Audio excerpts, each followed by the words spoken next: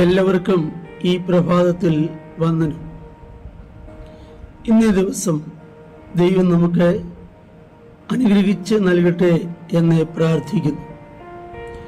അപ്പോസ്തല പ്രവൃത്തികളുടെ പുസ്തകം 13-ാം അധ്യായം 21-ാം വാക്യം. അനന്തരം അവർ രാജാവിനെ ചോദിച്ചു, ദൈവം അവർക്ക് ബെന്യാമിൻ ഗോത്രക്കാരനായ കീശിന്റെ മകൻ ശൗലിനെ 40 ആണ്ടേക്ക് കൊടുത്തു. ഇസ്രായേൽ മക്കളെ ഭരിച്ചുകൊണ്ടിരുന്നത് ദൈവം നേരിട്ടായിരുന്നു. തിയോക്രസി ആയിരുന്നു. ദൈവം പ്രവാചകന്മാരെ കൊണ്ടും ന്യായാധിപന്മാരെ കൊണ്ടും പുരോഹിതന്മാരെ കൊണ്ടും അവരെ നടത്തിയിട്ടുണ്ട്. പ്രവാചകന്മാരായ ന്യായാധിപന്മാർ ഉണ്ടായിരുന്നു. പുരോഹിതന്മാരായ ന്യായാധിപന്മാർ അവർക്കുണ്ടായിരുന്നു. യോദ്ധാക്കളായ ന്യായാധിപന്മാർ അവർക്ക് ഉണ്ടായിരുന്നു. ഇങ്ങനെ നടത്തി വരവെയാണ് മറ്റുള്ളവരെ പോലെ ഒരു രാജാവിനെ വേണം എന്നവരാവശ്യപ്പെടുന്നത്. അവരുടെ ചോദ്യത്തിൽ തന്നെ നമുക്ക് മനസ്സിലാക്കുന്നൊരു കാര്യം, മറ്റുള്ളവരെ പോലെ. ദൈവം അവരെ തിരഞ്ഞെടുക്കുമ്പോൾ തന്നെ ആവർത്തന പുസ്തകത്തിൽ പറഞ്ഞിരിക്കുന്നത്, സകല ജാതികളിലും വെച്ച് ഞാൻ നിങ്ങളെ തനിക്ക് സ്വന്തം ജനമാക്കി തിരഞ്ഞെടുത്തു, അല്ലെങ്കിൽ വിശേഷ ജാതിയായി തിരഞ്ഞെടുത്തു, നിങ്ങൾ ശ്രേഷ്ഠതയുള്ള ജാതി, നിങ്ങളൊക്കെ പറഞ്ഞിരിക്കുന്ന ജനമാണ് ഇപ്പോൾ പറയുന്നത്, മറ്റുള്ളവരെ പോലെ ഞങ്ങൾക്ക് ഒരു രാജാവിനെ വേണം. ദൈവം ഞങ്ങളെ ഭരിക്കണ്ട എന്നുള്ളതാണ് അതിന്റെ അർത്ഥം. ശമൂവേൽ അന്ന് ന്യായാധിപനും പ്രവാചകനുമായിരുന്നു. ശമൂവേൽ ദൈവത്തോട് എന്ന് പറഞ്ഞു,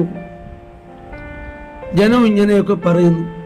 ദൈവം പറഞ്ഞു, നിന്നെയല്ല എന്നെ എത്ര ജനം, ഞാൻ അവരെ ഭരിക്കാതെ കൊണ്ടും ജനം എന്നെയാണ് തള്ളിക്കളഞ്ഞിരിക്കുന്നത്. അങ്ങനെ അവരുടെ ഇഷ്ടപ്രകാരം രാജാവിനെ അവർ കൊടുക്കുന്നു. അത് ദൈവത്തിന്റെ ഇഷ്ടപ്രകാരമല്ല.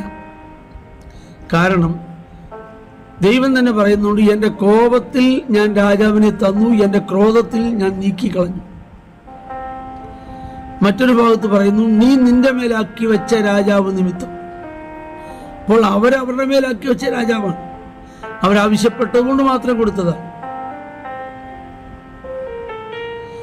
എന്നാൽ ആദ്യമായി ഇസ്രായേലിൽ എഴുന്നേറ്റ രാജാവായിരുന്നു കീശിന്റെ മകനായ ശൗൽ.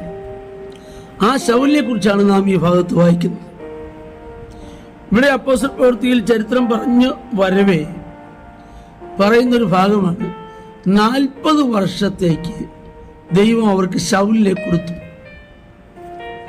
അപ്പൊ ശൗലിന് 40 വർഷം ശൗല് ഭരിച്ചു എന്ന് നമുക്ക് മനസ്സിലാക്കാൻ കഴിയുന്നുണ്ട്. എന്നാൽ ശമൂവേലിന്റെ 1-ാം പുസ്തകം 13-ാം അധ്യായം 1-ാം വാക്യം നാം വായിക്കുമ്പോൾ, ശൗൽ രാജാവായപ്പോൾ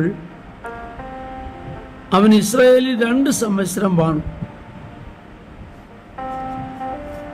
30 വയസ്സുള്ളപ്പോൾ ശൗൽ രാജാവായി 2 സംവത്സരം വാണു. ബാക്കി 38 വർഷം അവിടെ പോയി. അവിടെയാണ് നാം വളരെ ശ്രദ്ധിക്കേണ്ടത്.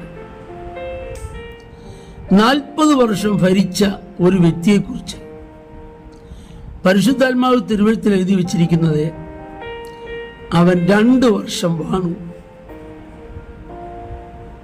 കാരണം ദൈവഗീത പ്രകാരം ശൗൽ ഭരിച്ചത് 2 വർഷം മാത്രം. ബാക്കി 38 വർഷം ദാവീദിനെ നശിപ്പിക്കാൻ, ദാവീദുമായിട്ടുള്ള യുദ്ധവും ദാവീദിനെ തകർക്കാനും ഇങ്ങനെ നടക്കുകയായിരുന്നു. നാം ദൈവഗീത പ്രകാരം ജീവിക്കുന്ന നാളുകൾ മാത്രമേ എണ്ണപ്പെടുന്നുള്ളൂ. ദൈവഗീതത്തിന് പുറത്ത് ചെയ്യുന്ന സകല പ്രവൃത്തികളും എണ്ണപ്പെടുന്നില്ല എന്ന് നാം മനസ്സിലാക്കണം.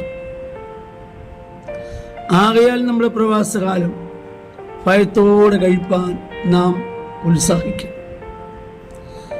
അതുകൊണ്ടല്ലേ അപ്പോസ്തലനായ പൗലോസ് ലേഖനത്തിൽ പറഞ്ഞിരിക്കുന്നത്, സ്വാഭാവിക കൊമ്പുകളെ ആദരിക്കാതെ പോയെങ്കിൽ എന്ന് പറഞ്ഞാൽ, സ്വാഭാവിക കൊമ്പുകൾ വെട്ടിമുറിച്ച് അവിടെ കിടപ്പുണ്ട്.